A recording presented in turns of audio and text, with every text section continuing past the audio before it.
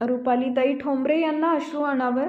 महाराष्ट्र राज्याचे उपमुख्यमंत्री अजितदादा पवार यांचा विमान अपघातात मृत्यू झाल्यानंतर रुपाली ठोंबरे या बारामती इथं दवाखान्याबाहेर आल्यानंतर त्यांना अश्रू अनावर झाले.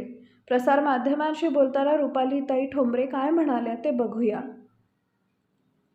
DSP न्यूज लाईव्ह बारामती प्रतिनिधी सचिन कांबळे. बहिणींचा भाव एवढी दुर्दैवी घटना नाही या जगात नाही. मी नाही अधिकाऱ्यांच्या जाण्याने भवितव्य महाराष्ट्राचं गेलंय आणि आम्ही सगळेजण आमचा बाप माणूस गेलाय.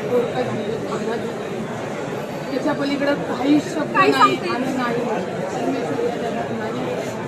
जो नेता लोकांसाठी लोकांमध्ये मिसळून काम करत होता,